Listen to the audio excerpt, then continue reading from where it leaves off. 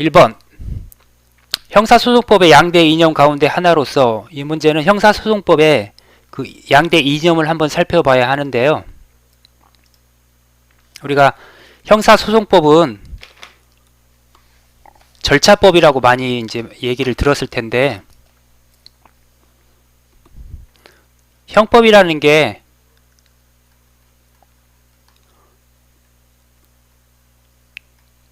죄와 벌, 그러니까 무엇이 범죄이고, 그리고 그 범죄에는 어떤 형벌을 가해야 하는지를 이제 규정한 법률. 그래서 이걸 보통 실체법이라고 하죠. 형법은 실체법이라고 하는데, 이 형법에 규정되어 있는 이 형벌권을 실현을 하는 과정, 그래서 그 절차를 우리가 형사소송법이라고 하고요. 그래서 형사소송법은 절차법이라고 합니다. 형사소송법은 국가의 형벌권을 실현하는 그런 형벌이기 때문에 인권이라든지 기본권에서 침해가 발생을 할 수 있기 때문에 적법 절차의 원칙에 의해서, 즉 공정한 재판이라든지 인권을 보장하는 그 절차에 의해서 해야 됩니다. 그래서 형사소송법의 양대 이념 중에 하나가 적법 절차의 원칙이라는 게 있고요. 그리고 다른 하나는 너무 법의 절차에만 따르게 되다 보면 그 사건의 진실을 파헤치는데 장애가 발생을 할 수가 있습니다. 예를 들어 증인과 진술을 짜고 죄 없는 사람을 죄인으로 만들 수도 있죠. 그래서 또 다른 원칙 중에 하나는 그 진실을 발견을 해야 된다.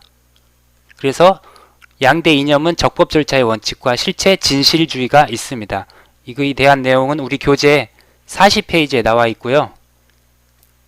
지금 이 문제에서 물어보는 거는 바로 이 적법 절차의 원칙에 대해서 이제 물어보고 있는 겁니다. 공정한 법정 절차에 의하여 형벌권이 실현돼야 된다. 무엇이라고 하는가? 적법 절차의 원칙입니다. 자, 2번 수사기관의 강제 처분에 의해서 행해지는 수사 방법은, 우리가 2편 5장 116페이지에 보면 나와 있는데요. 이건 강제 수사입니다. 우리 수사에는 임의 수사와 강제 수사가 있는데요. 임의라는 말은 어떤 그 규칙이나 규정에 따르지 않고 자기가 마음 내키는 대로 하는 것들을 임의라고 하죠.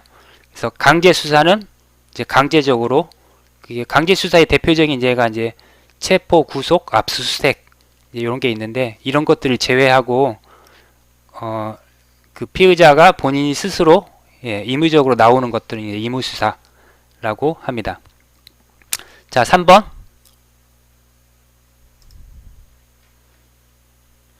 검사의 불기소 처분에 대한 불복 방법 가운데 하나로 이해관계인이 법원의 불기소 처분의 불법 부당 여부를 판단해 줄 것을 청구하는 제도는, 이렇게 검찰과 법원은 이렇게 대응되는 기관이 있는데요.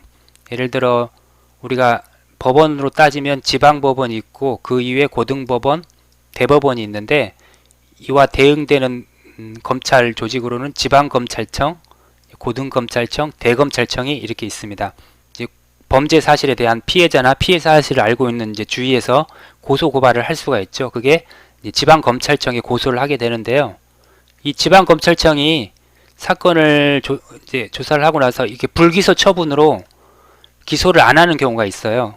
이럴 때 그러한 결정, 처분에 불복하는 것은 이제 항고라고 하고요. 우리가 항고라는 의미는 결정에 불복한다는 의미고, 우리가 이제 상소라든지 상고는 판결에 불복을 했을 때 고등법원에 항소하고 대법원에 상고를 하게 되는 거죠. 그래서 특히 이제 검찰의 결정에 불복하는 것을 왜 검찰 항고라고 하고요. 검찰에 항고하고 고등검찰청에 이제 항고를 하게 되는데, 이때 고등검찰청에서도 이제 불기소 처분을 하게 되면, 이때는 이와 대응되는 고등법원에, 그 법원에 재정 신청을 하게 됩니다. 그래서 검찰의 불기소 처분에 불복했을 때 법원에 법원에 그런 불법과 부당 여부를 판단해 줄 거를 청구하는 거는 바로 재정 신청이라고 합니다. 자, 4번 증거에 대한 내용이고 4번, 5번은 증거에 대한 내용인데요. 이거를 하려면 자, 증거에 대한 개념을 한번 얘기를 제가 말씀을 드려야 되는데요. 자, 3편 3장 우리 페이지로는 266페이지가 되겠는데요. 증거에 대한 내용이고요.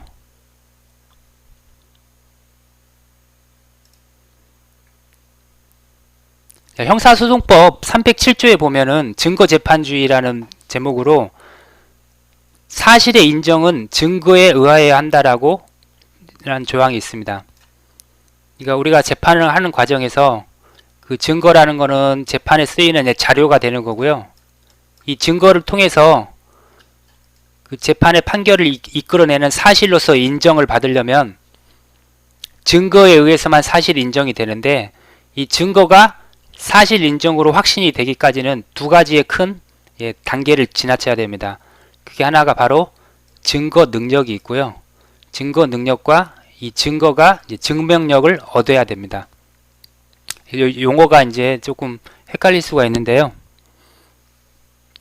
증거 능력과 증명력이라는 용어가 나오고, 이 두 단계를 증거가 거쳐야만 사실로서 인정이 되는 그런 형태고요.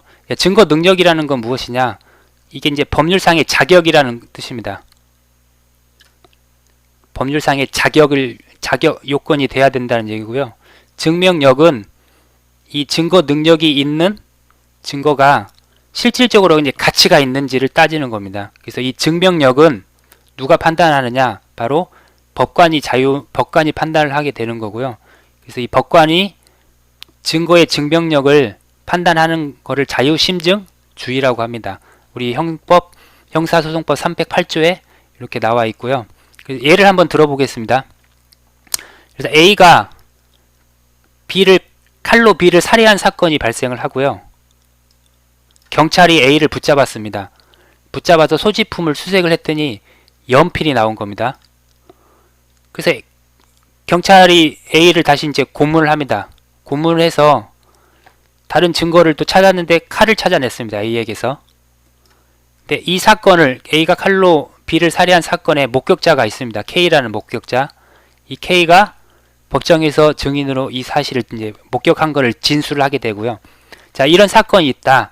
이런 사건이 있을 때 이제 A가 칼로 B를 살해한 사건, 이거는 요증사실입니다. 요증사실이라는 건 뭐냐면 증명을 필요로 하는 사실, 즉 증명이 요구되는 사실이죠.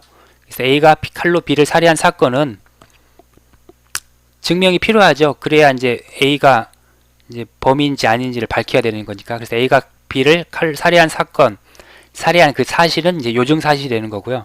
여기서 증거 자료는 수색해서 나온 연필, 그리고 고문에서 찾아낸 칼, 그리고 목격자 K의 증언이 되겠죠. 증거 자료는. 이 증거 자료의 연필, 칼 증언 중에 연필은 증거 능력이 됩니다. 그 현장에서 A가 소지하고 있는 그 자격이 된다는 얘기죠. 자격이 된다는 거고요. 근데 과연 증명력이 되냐? 증명력은 법관이 판단하는 거고요. 연필로 사람을 죽일 수 있나? 이게 실질적인 가치, 증거의 가치가 조금 떨어질 수 있죠. 증명력이 안 될 가능성이 많습니다. 증명력이. 다 칼은 어떻습니까? 고문을 통해서 찾아낸 거죠. 이렇게 뒤에서 보시겠지만 위법한 방법으로 수집한 증거는 증거에서 증거 능력이 배제됩니다. 그래서 칼은 증거 능력 자체가 없습니다. 그래서 칼은 사실 인정으로 증명력 자체를 갈 수도 없는데 증거 능력 자체에서 없어지니까요. 그렇지만 이제 K가 증언한 이 K의 증언은 증거 능력으로도 가능하고 법관이 그 증명력을 인정할 가치가 있을 수가 있죠. 이제 이렇게 증거가 사실 인정이 되는 과정에서 나오는 용어가 증거 능력과 증명력, 또 요증 사실은 어떤 건지 용어에 대해서 한번 살펴봤고요. 이 증거 능력은, 증명력은 법관이 자유심증주의에 의해서 판단을 하게 된다면 증거 능력은 우리 법에서 형사소송법에서 이러한 것들은 증거 능력이 안 된다라고 명시를 해놓은 조항이 있습니다. 그게 크게 우리가 세 가지로 나눌 수 있는데요. 첫째, 아까 살펴봤던 위법 수집 증거 배제 법칙. 이거는 형소법 308조 2에 있습니다. 그리고 자백 배제의 법칙. 강압 수사라든지 뭐 폭력이라든지 기망 이런 걸 통해서 받은 자백은 이제 증거 능력이 인정이 안 된다라는 의미입니다. 309조에 있습니다. 그리고 이제 중요한 게 전문 법칙이라 있습니다. 전문 법칙이 있는데 전문 법칙은 전문 증거는 증거 능력이 없다라는 의미입니다. 여기서 전문 증거라는 건 무엇이냐? 전문이라는 건 전해 들은 얘기라는 뜻이고요. 누구누구에서 이런 사실을 전해 들었다. 그래서 법정에서 직접 진술한 것이 아니라 또 서류도 마찬가지죠. 우리가 법정에서 그 체험한 사람이 직접 나가서 법관 앞에서 얼굴을 마주보고 진술한 것만이 진실한 이제 증거가 될 수 있는 거고 증거 능력으로 인정을 받을 수 있는 거고요. 그렇지 않고 어떤 한 사람이 나가서 A가 B를 칼로 죽이는 걸 K가 봤다고 하더라 라고 하는 것들은 전해 들은 얘기죠. 또 다른 예를 들어 또 다른 이제 뭐 C라는 사람이 만약 이런 증거를 진술을 했다 법정 가서 그렇다면 이게 전문 증거가 되는 거죠. 실제로 본 사람은 K지만 K의 얘기를 들은 사람이 진술을 하는 것 이런 것들은 전문 증거입니다. 그 뒤에서 살펴보겠지만 피의자 진술 조서 각종 서류들도 다 전문 증거입니다. 그 서류는 실제로 피의자가 그 사실을 실제로 행한 피의자가 법정에서 법관 앞에서 진술하는 게 아니라 수사 단계에서 검사가 얘기 말하고 검사가 그 사실을 서류로 작성한 것은 이것도 마찬가지로 전문 증거가 됩니다.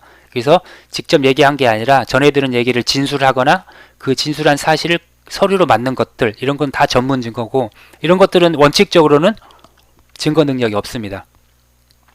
하지만 이제 이런 것들을 증거 능력으로 인정을 안 하게 되면 재판이 좀 복잡해지겠죠.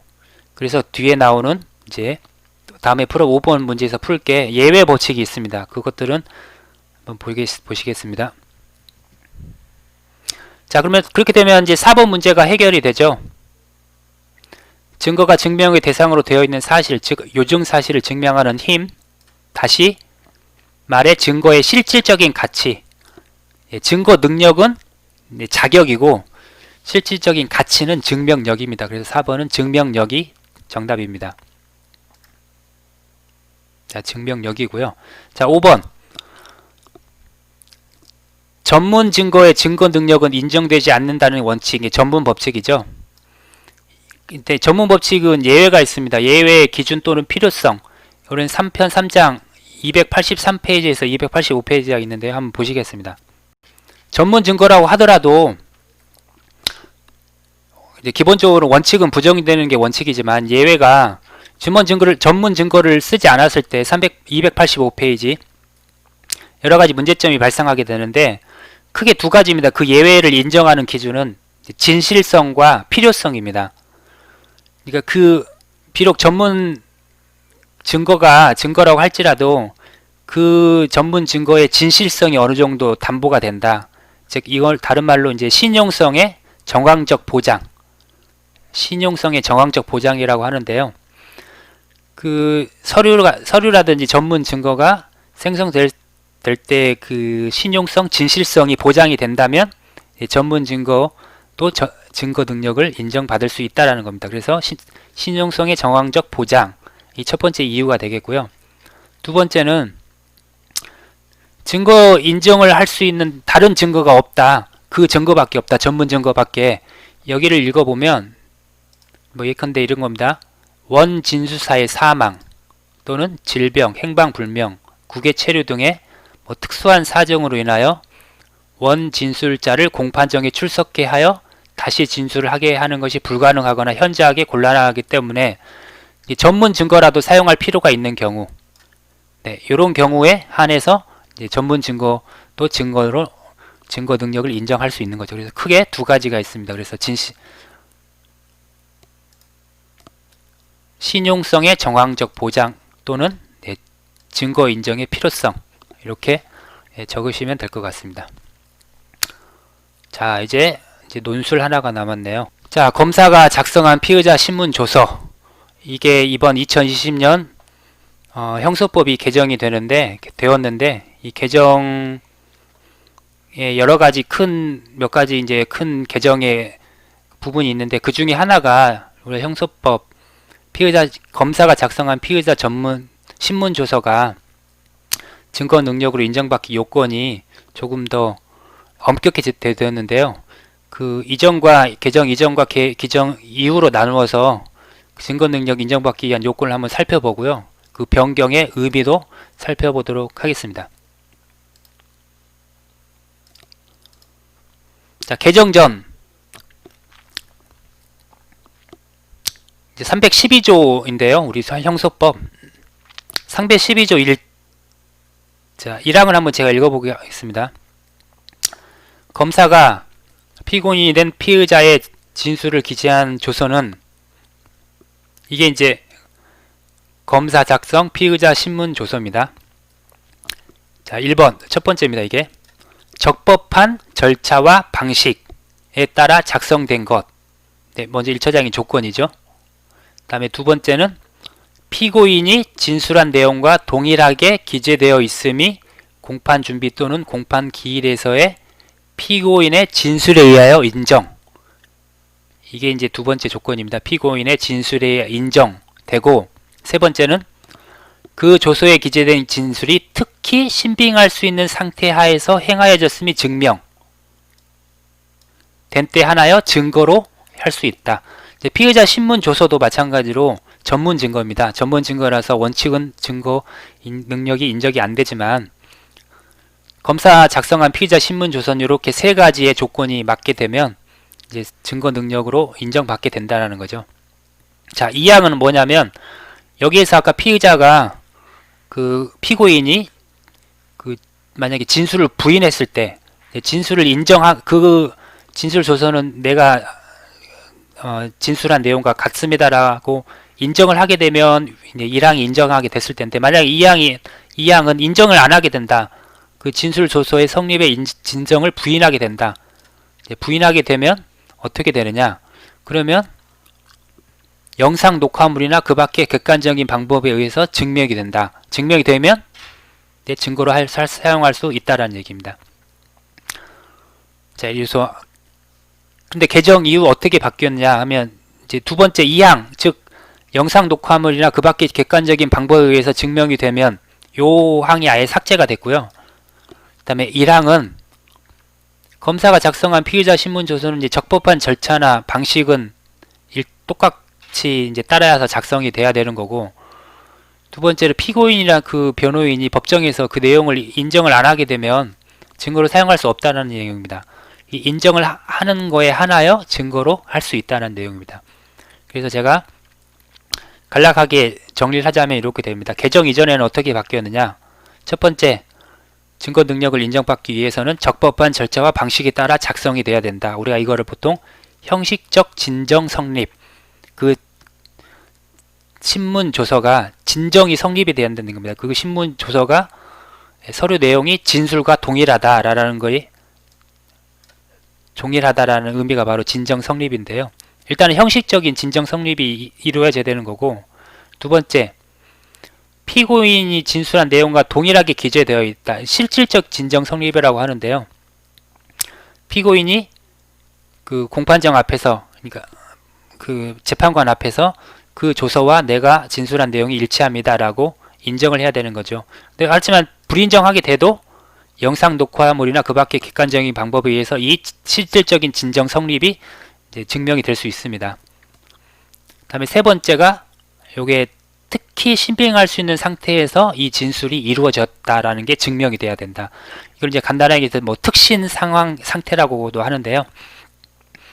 요 세 가지 조건에 의해서 네, 증거 능력 인정받을 수 있고요. 개정 이전에 이렇게 됐는데 개정 이후면 어떻게 됐냐?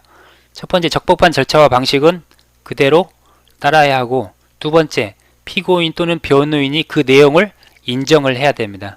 그렇지 않은 경우는 증거 능력 없습니다. 증거 능력이 없다는 말은 무엇이냐?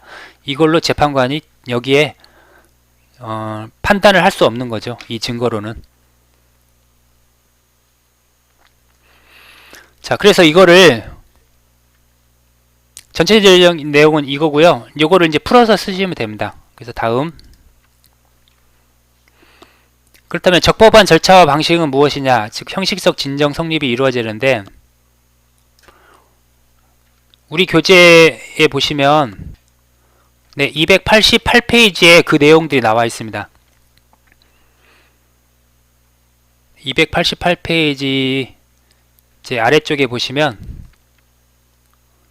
이건 개정 이전의 피의자 신문조서의 증거 능력 인정 조건입니다. 검사가 작성한 피고인이 된 피의자 신문조서는 증거 능력을 어떻게 인정받나? 첫 번째는 적법한 절차와 방식에 따라 작성. 그 다음에 이 적법한 절차와 방식이 어떤 방식을 의미하느냐?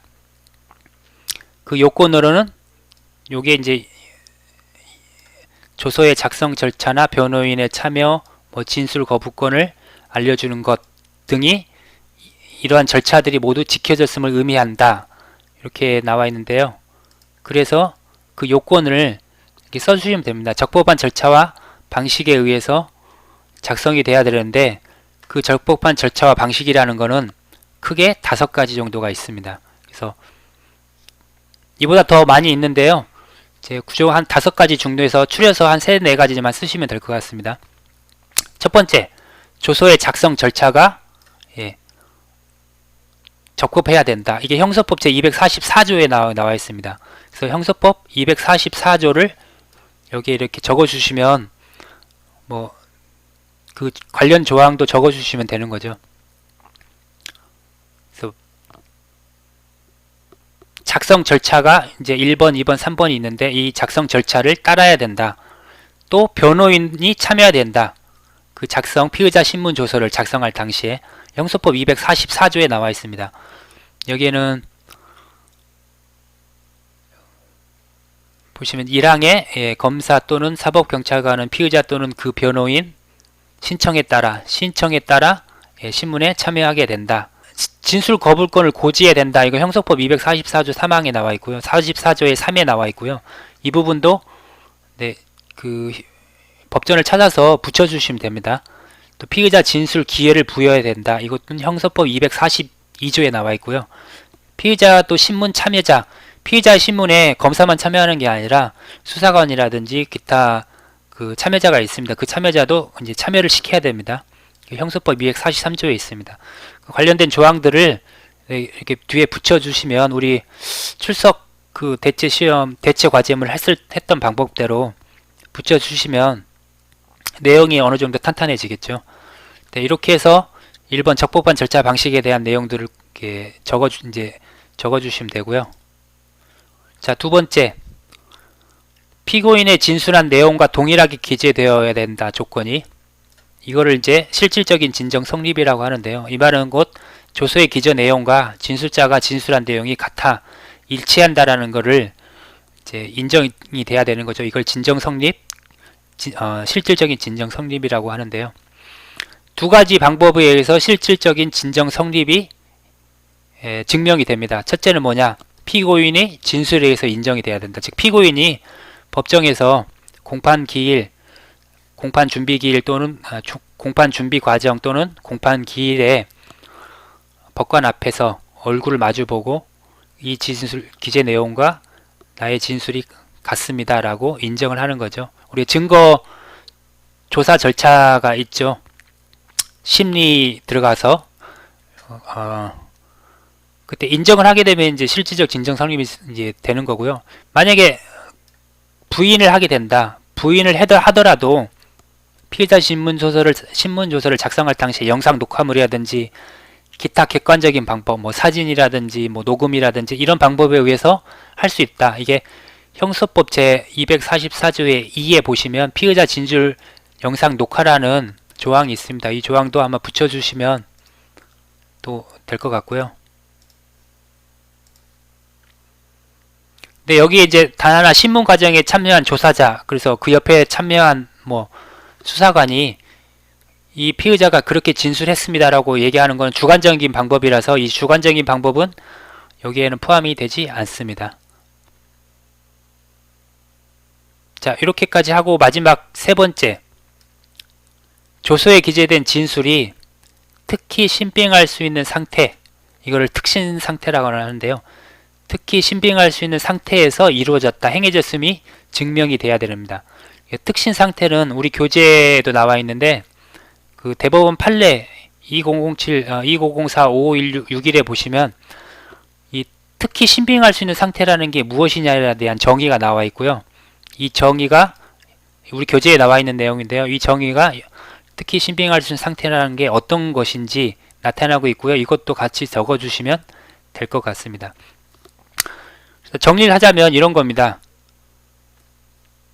형사법 개정되기 이전에 피의자 검사자가 작성한 피의자 신문조서는 일단 절차와 방식이 적법하고 실질적인 진정 성립이 인정되고 특신 상태에서 진술이 이루어졌음이 증명된다면 피고인이 재판관 앞에서 이거를 부인하더라도 검사 작성 피의자 진술 조서를 보통 이제 줄여서 피신 조서라고 하는데요.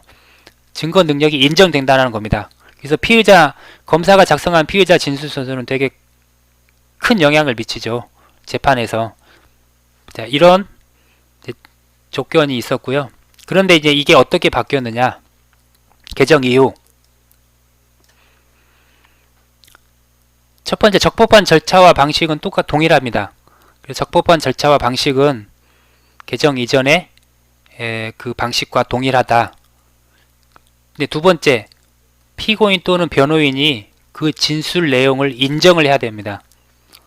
그러니까 인정하지 않게 되면 개정 이전에는 그 영상 녹화물이라든지 그 밖에 기타 객관적인 방법에 의해서 그 실질적인 진정 성립이 인정이 됐지만 이제는 개정이 된 이후로는 진술의 내용을 인정하지 않게 되면은 그 증명 능력이 없어지게 됩니다.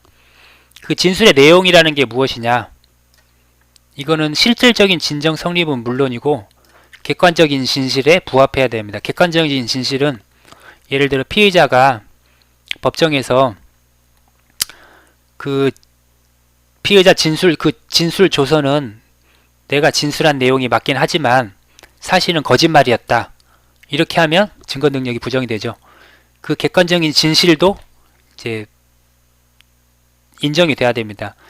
이제 그 피의자 진술 조서는 내가 진술한 내용과 동일하고 그거는 진실입니다라고 인정을 해야만 이제 개정 이후에는 증거 능력이 인정이 됐죠. 자, 이렇게 바뀌게 되었는데 그렇다면 이 개정된 검사 작성 피의자 진술 조서의 개정의 의미는 어떻게 되느냐? 첫 번째, 공판 중심주의의 강화입니다. 우리가 공판이라는 거는 수사 과정과 공판 과정이 있는데요. 공판은 일단 기소된 형사 사건을 법원이 심리하고 이거를 유죄를 내릴지 아니면 무죄를 내릴지 판결을 하는 그 과정을 우리가 공판 과정이라고 하는데요. 이제는 수사보다는 공판 중심주의로 더욱 강화하겠다라는 그런 의미죠. 즉 수사 단계에서 검사가 작성한 피의자 진술소속을 아무리 잘 작성을 해도 실제 공판 단계에서 피의자가 부정을 하게 되면 전혀 증거로 사용할 수 없는 거죠. 그렇다면은 공판 단계에서 서로 증거와 증인들을 통해서 더욱 공판이 활발하게 되겠죠. 수사 단계에서 아무리 준비를 해도 그게 무효가 될 수 있기 때문에 그래서 공판 중심주의에 대한 부분은 제가 그 카페에도 좀 올려놨는데 그 관련된 판례가 두 가지가 있습니다. 지금 판례를 더 찾아보면 더 많이 찾을 수 있겠는데요. 대법원 판례 2018도 17748이랑 2016도 18031에 보면 우리 거기에 이제 중요 부분이 나오는데 그 부분을 제가 이따가 다시 한번 한번 찝어드리겠습니다. 형사소송법은 중요한 내용은 이겁니다. 형사사건의 실체에 대한 유죄, 무죄의 심증 형성은 수사에서 하는 게 아니라 법정의 심리에 의해서만 해야 된다. 즉 예전에는 과거에는 피의자 신문조서가 검사가 작성한 피의자 신문조서가 꽤 영향력이 있었기 때문에 그 실제 공판 단계에서 피의자 신문조서를 맹신하는 경우가 있었죠. 그래서 증인을 부르지도 않고 신문조서, 그리고 조서재판이라고 보통 했는데요. 조서에 의해서만 판단을 해버리는 경우가 되게 많았습니다. 그래서 그렇게 됨으로 인해서 문제가 뭐였냐면 두 번째가 이제 인권이 침해되거나 또는 피의자의 방어권이 이제 불가능하게 되는 경우가 되게 많았습니다. 공판 단계에서 서로 검사랑 변호인들이 공격하고 방어하면서 피의자가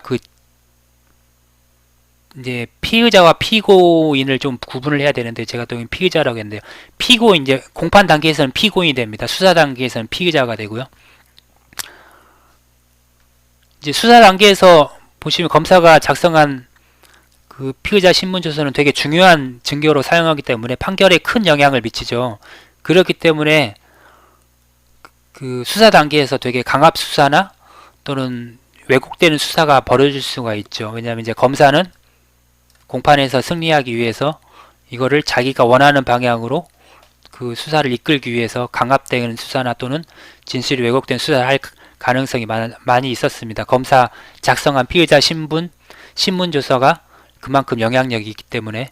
근데 수사 단계에서는 그 위치가 검사와 피의자 사이가 검사가 더 우월한 지위에 있고 피의자는 피의자는 되게 이제 좀 이제 그냥 우월하지 않는 그냥 그런 위치가 있죠. 하지만 공판 단계에서는 서로 상대방으로서 동등한 지위를 형성을 하게 되거든요. 그렇기 때문에 그 수사 단계에서의 인권 보장과 피의자의 방어권이 더 강화되는 그런 의미도 있습니다. 검사 작성한 피의자 신문조서의 그러니까 개정 이후로 지위가 하락하기 때문에. 또 피의자에게 이제 반대 신문권이라는 게 있는데요. 공판 단계에서 피의자 신문 조서에 의해서만 공판이 진행이 되면 피고인이 정당한 그 피의자 신문 조서에는 반대 신문을 하고 싶어도 반대 신문을 할 수가 없죠. 그 조서에 의해서만 하게 되기 때문에. 예를 들어 이제 그 조서를 작성한 증인이 나오면 검사가 1차적으로 증인을 신문하고 또 변호인이 두 번째로 반대 신문을 하게 되는데 이 반대 신문을 할 수 있는 기회 자체가 주어지지 않기 때문에 피고인의 방어권에 문제가 생기게 되는 거죠. 그래서 형사법 개정 이후로 인권 보장, 수사 단계에서 인권 보장이라든지 공판 단계에서의 피고인의 방어권이 피고인입니다. 피고인의 방어권이 보장이 되는, 강화가 되는 그런 의미가 있습니다.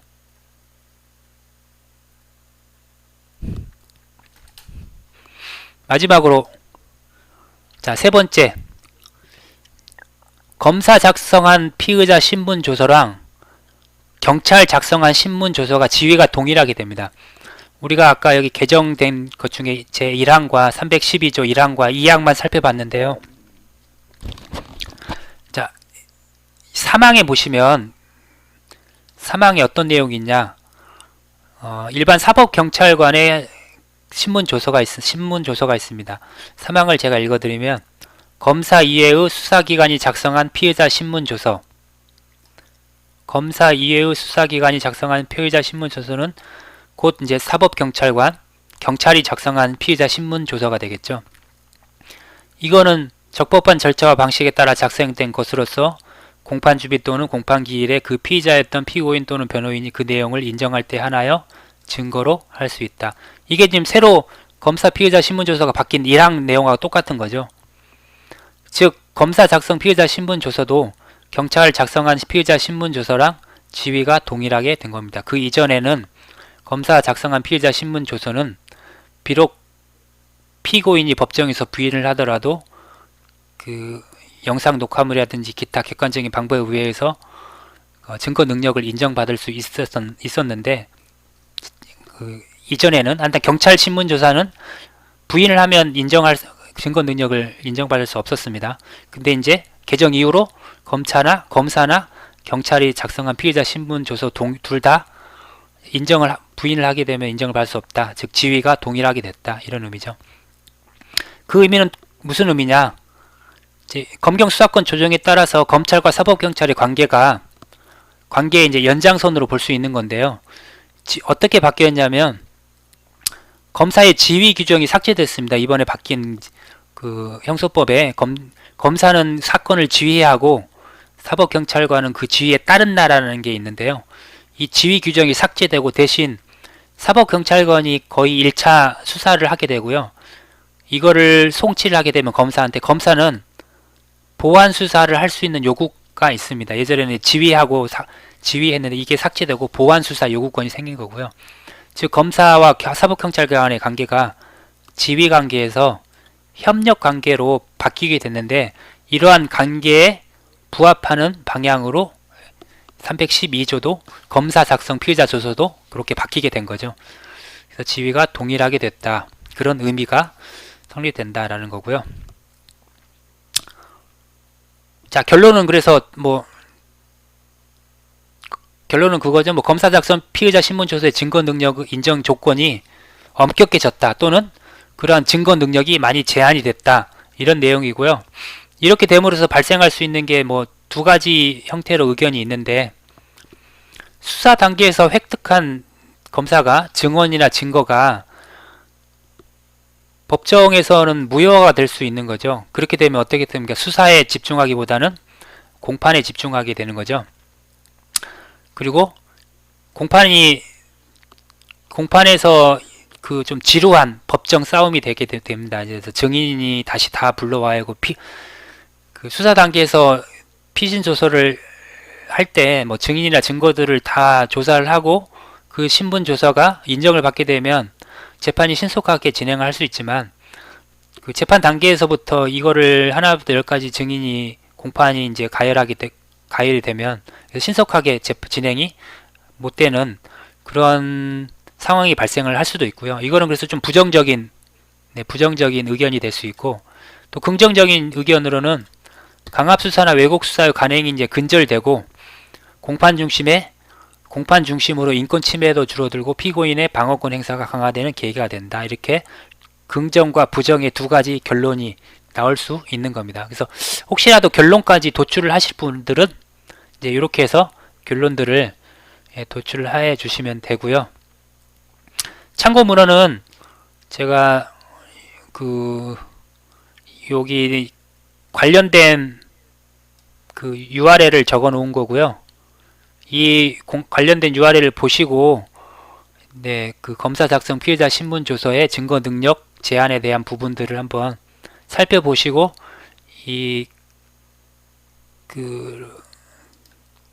과제물을 쓰실 때 여기에 관련된 내용들을 조금 더 첨가할 때 이제 참고를 해주시면 되고요. 그리고 카페에 제가 찾아놓은 논문이라든지 그 판례들이 올려놨으니까 그 판례들 논문들도 보시면서 추가를 해 주시면 됩니다. 여기 관련된 내용은 한번 다시 되짚어 보면 우리 형소법 교재 288페이지부터가 있거든요. 우리 여기서는 이제 그대로 옮길 경우에는 간점이죠. 교재 내용을 또 표절이 있는 경우 감점, 또 멀티미디어 관련 부분은 참고. 멀티미디어는 제가 보지를 못했기 때문에 그 관련된 검사 작성 피의자 신문 조서 개정된 것들에 대한 멀티미디어 강의가 있으면 한번 참고를 해주시면 되고요. 또 표절을 만약에 이제 많이 잘 피해 나가셔야 하기 때문에 그대로 쓰기보다는 조금씩 말을 바꿔서 쓰시는데, 그 말 바꾸는 것들은 제가 여기에 그 추가해 놓은 자료라든지 URL 보시고 들어가서 좀 살펴보시면 될 것 같습니다. 우리 교재에는 288페이지부터 그 내용이 나옵니다. 검사 작성한 피의자 신문 조서 증거 능력 인정되기 위한 요건 1번, 2번, 뒤에 3번. 자, 이렇게 있고요. 자, 그 뒤에 289페이지 아래쪽에 보시면 검사 이외의 수사기관이 작성한 피의자 신문 조서가 있습니다. 이게 이제 개정된 검사 작성한 피의자 신분 조서가 되겠죠. 그 내용이 되겠죠. 그래서 적법한 절차와 방식, 두 번째는 내용을 인정. 그 내용을 인정한다는 의미는 단순하게 이 실질적인 진정 성립을 넘어서 객관적 진실과 일치해야 된다. 그 말은 다시 아까 무슨 말이냐면 그 피고인이 법정에서 기재 내용과 내 진술이 옳다, 맞다라는 일치한다라는 그 말뿐만 아니라 그 진술한 내용이 사실이다, 진실이다, 거짓이 아니다까지 객관적 진실과 일치한다는 것까지 인정을 해야 된다. 그 의미입니다. 자, 이렇게 적으시면 네.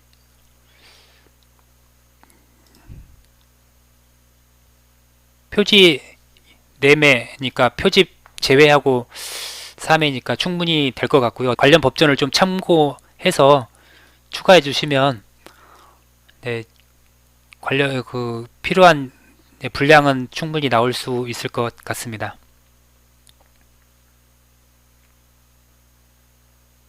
네, 어떻게 잘 이해하셨는지 모르겠는데 쭉 한번 계속 보시다 보면 어느 정도 눈에 들어올 것 같고요. 자, 오늘은 여기까지 마치고요. 형사법 잘 준비해 주시고 많은 도움이 됐기를 바라고요. 이제 기말 직접 가서 이제 시험장에서 시험 보시는 분도 계실지 모르는데 좋은 결과 있기를 기대하겠습니다. 7월 달에 뵙겠습니다. 오늘은 여기서 마치겠습니다. 고생하셨습니다.